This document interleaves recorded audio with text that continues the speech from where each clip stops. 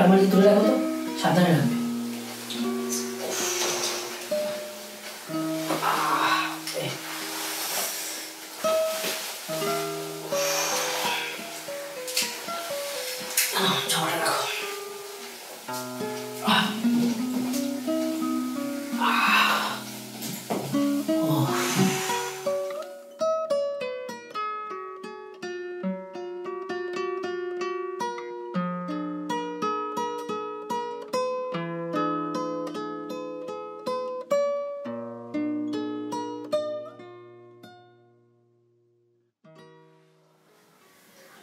আজ আবার দীপ্ত এভাবে রোজ রোজ ড্রিঙ্ক করলে তুমি অসুস্থ হয়ে যাবে।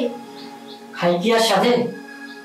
সারাদিনে এত স্ট্রেস, এত হেডেক, তার থেকে তো মুক্তি পাওয়ারই জন্য না। কিন্তু ড্রিঙ্ক করাটা কোনো সলিউশন নয় দীপ্ত। আর তাছাড়া তুমি এত স্ট্রেস নাও কেন? অফিস, পার্ট টাইম, ওভারটাইম, তুমি যা স্যালারি পাও আমাদের জন্য ইনাফ দীপ্ত। কিচ্ছু এনাফ নয় তৃষা।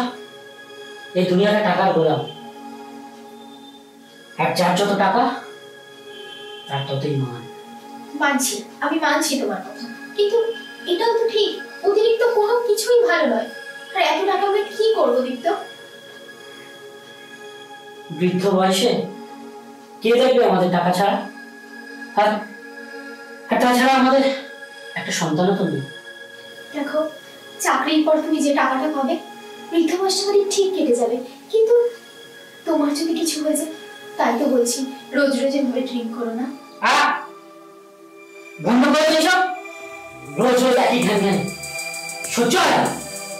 হ্যাঁ, তা কেন সহ্য হবে? আমি তো শুধু নিজের খেলার জন্য বলি, তাই না?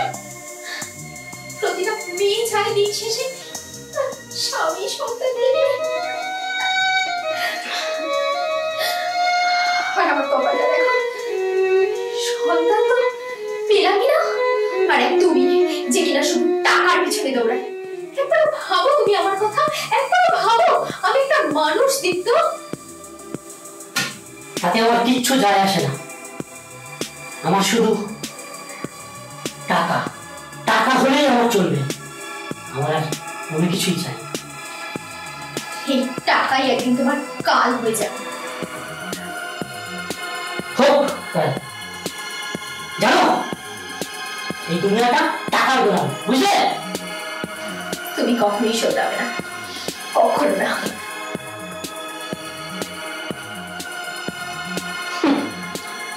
যে আমাকে টাকা দেবে না, আমি শুধুই তার, আর তারা এই টাকার জন্য আমি আমার বাপকেও বেঁচে দিতে পারি।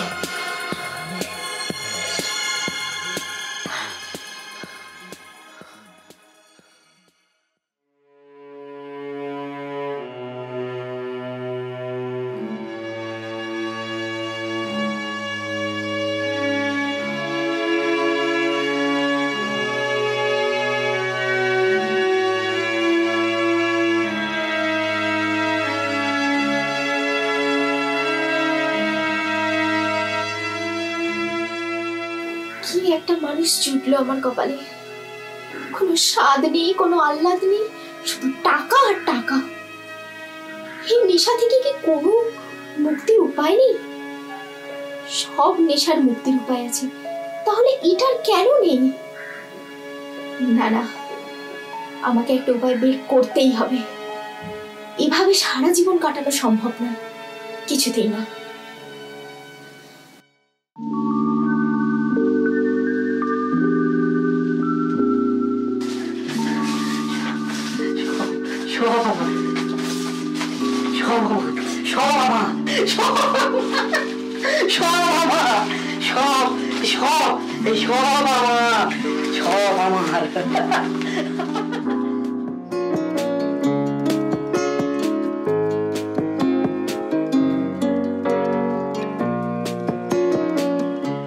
ঘুমালে নাকি দীপ্ত?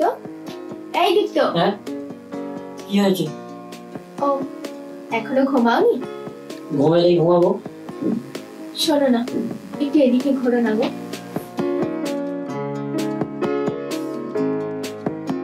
শোনো না, একটু আদর করো না। না না, এখন ঘুমাও, আর সকালে আবার বেরোতে হবে, পার্ট টাইমে টাকা তুলে আবার অফিস যেতে হবে তো। ঠিক আছে, আদর করতে হবে না, চলো না আমরা কোথাও ঘুরতে যাই? কতদিন কোথাও ঘুরতে যায় না, আর শীতকালে তো সবাই ঘুরতে যায় বলো। ঘুরতেই যাবে, সে তো অনেক খরচ, আর তাছাড়া কাজ বন্ধ করে না না, ইম্পসিবল। মানে আমার ইচ্ছার আর অনিচ্ছার কোনো দাম নেই তোমার কাছে, তাই তো?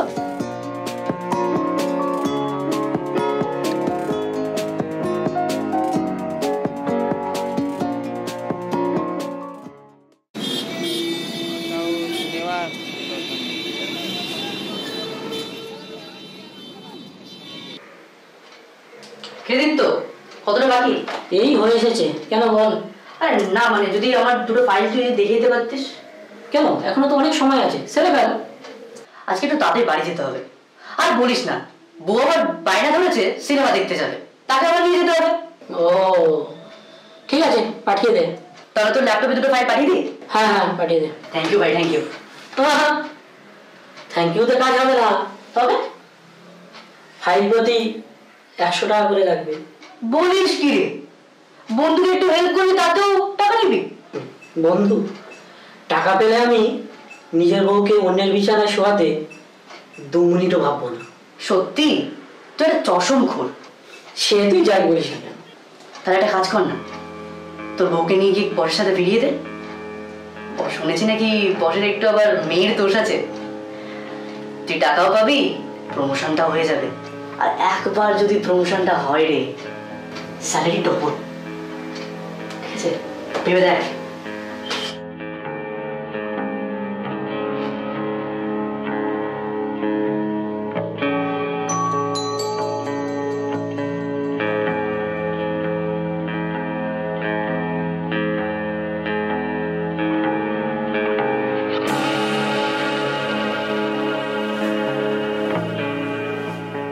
তোর বউকে নিয়ে গিয়ে বসের সাথে ফিরিয়ে দে। শুনেছি নাকি বসের একটু আবার মেয়ের দোষ আছে। তুই টাকাও পাবি, প্রমোশনটা হয়ে যাবে।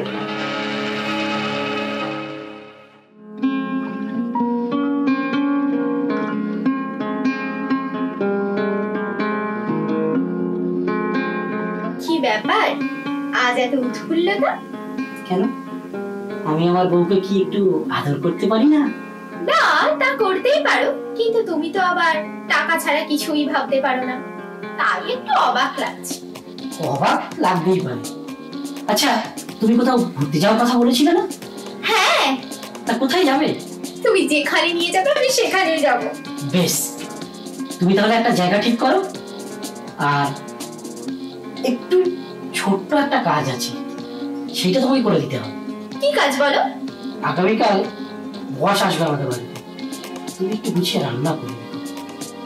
মালটাকে একটু টিপে যদি আনতে পারি তাহলে আমার প্রমোশন পাক্কা।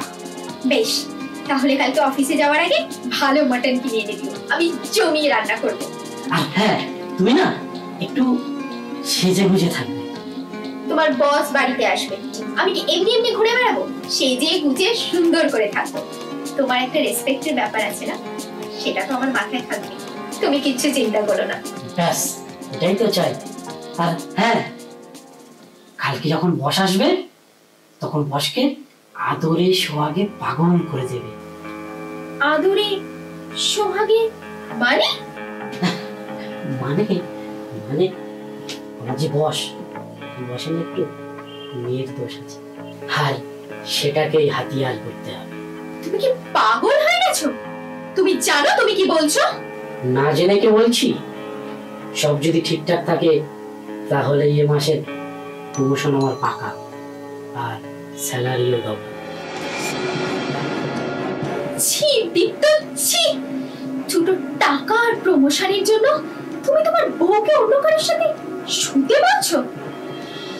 আমার ভাবতেও ঘেন্না লাগছে। সে তুমি আমাকে ঘেন্না পিত্তি যা পারো করো, শুধু কালকে বস আসলে বসকে একটু খুশি করে দিলেই হবে। আমি পারবো না। আমি বললাম আমি পারবো না। পারবে না? আমারই খাবে, আমারই করবে, আর আমি কিছু বললে পারবে না?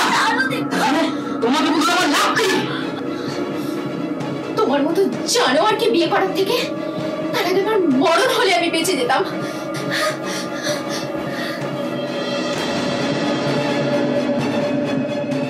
তুমি মরে গেলে আমার লক্ষ্মী লাভ হবে, তুমি তো আমার তুরুপের তাস।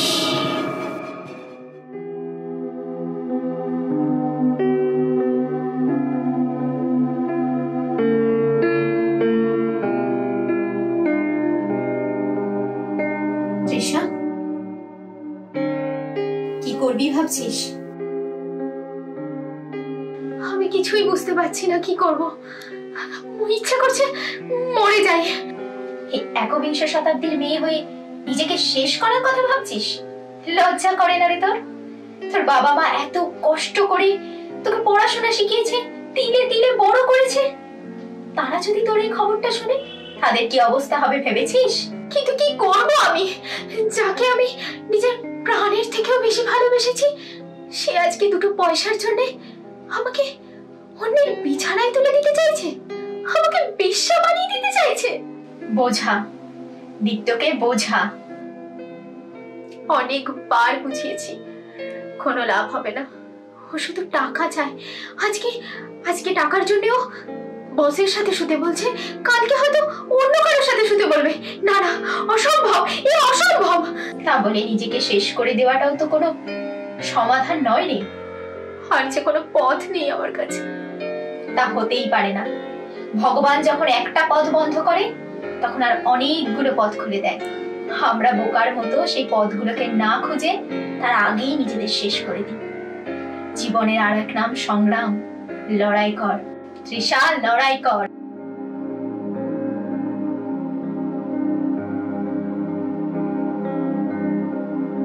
ঠিক আছে, আমাকে একটা পথ বের করতেই হবে, করতেই হবে।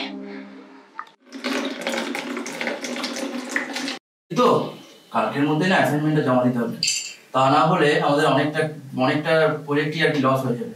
হ্যাঁ স্যার।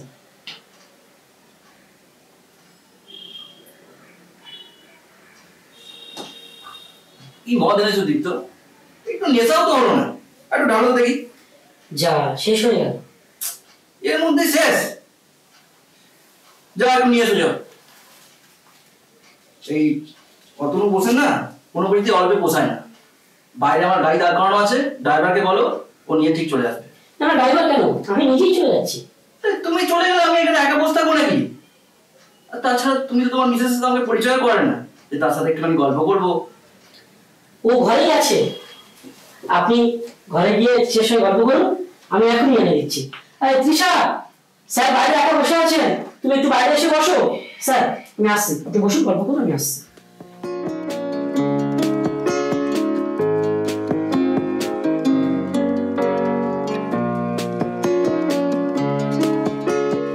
তৃষা, তুমি এখানে?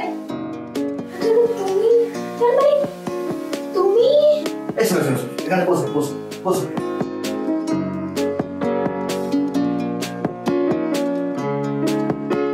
চিনতে পেরেছো তাহলে? তোমাকে কি করে ভুলি বলো? এই জীবনে হয়তো আর। কেমন আছো? কলেজে যখন তোমার সাথে আমার ব্রেকআপ হয়ে গেছিল, তখন আমি বুঝতে পেরেছিলাম যে আমি কত বড় ভুল করেছি। তোমাকে অনেক খুঁজেও ছিলাম। যাক, সেসব কথা বাদ দাও। বিয়ে করেছো? না, ভালোবাসার মর্ম যখন বুঝলাম, তখন আর বিয়ে করার সাহস হয়ে উঠল। আর তাছাড়া তোমার চোখের জলের দামে পারিস্থিতিটাও এইভাবেই ধরা পড়লাম। সেই বিয়ে করে আর কি প্রয়োজন? বিয়ে না করেই যখন বউয়ের সব অভাব মিটে যাচ্ছে। মানেটা কি বুঝিয়ে বলতে হবে বোস ইন্ডাস্ট্রির মালিককে? তুমি আজ এখানে কেন এসেছো তুমি জানো না বলছো? কিন্তু কিছুই বুঝতে পারছি না।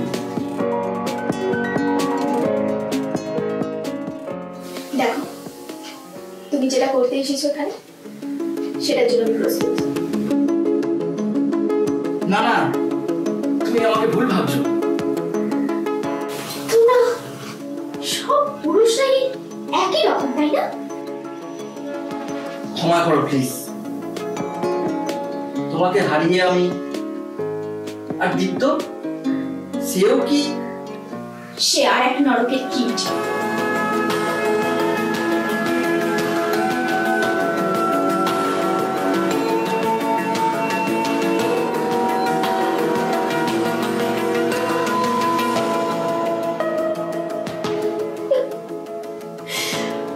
আমি আর পারছি না, আমি সব রকম চেষ্টা করে নিয়েছি, আর কিছুদিন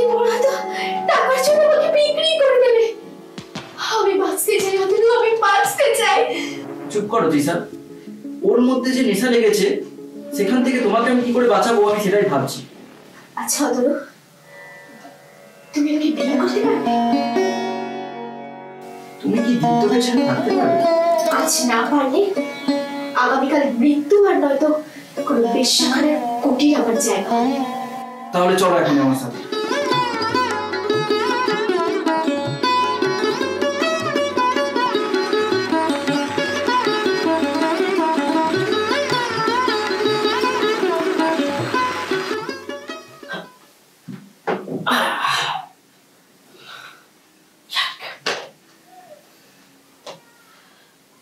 বাবা, এতক্ষণ হয়ে গেল স্যার এখনো বেরোলো না, তার মানে তৃষা এবার আমার প্রমোশন কি আটকায়। আর একবার প্রমোশন হয়ে গেলেই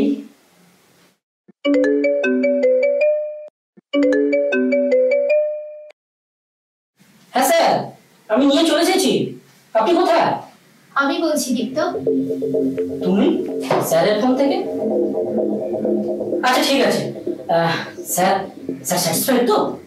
আমি অতনুর সঙ্গে চলে এসেছি, তুমি থাকো তোমার টাকা নিয়ে। তুমি স্যারের সঙ্গে চলে এসেছো মানে? আমি আর তোমার সাথে ঘর করতে পারবো না, খুব তাড়াতাড়ি তুমি ডিভোর্স লেটার পেয়ে যাবে। কি বলছো তুমি তৃষা? যা শুনেছো ঠিকই শুনেছো দীপ্ত। একটা কথা মনে রেখো, জীবনে টাকার প্রয়োজন আছে ঠিক, কিন্তু সেটা কখনোই ভালোবাসার উঠছে না। তুমি এসব সেই ভালোবাসাকে বিক্রি করতে চাই? তোমার মতন মানুষের তো দেখছি শান্তিতে থাকাও পাপ। আর হ্যাঁ, আগামীকাল থেকে তোমার অফিসে আসার কোনো প্রয়োজন নেই। তোমার প্রাপ্য সব তোমার ব্যাংক অ্যাকাউন্টে কালই পেয়ে যাবে। দিশাকে ডিস্টার্ব করতে এসো না, তাহলে তুমি কিন্তু বিপদে পড়বে।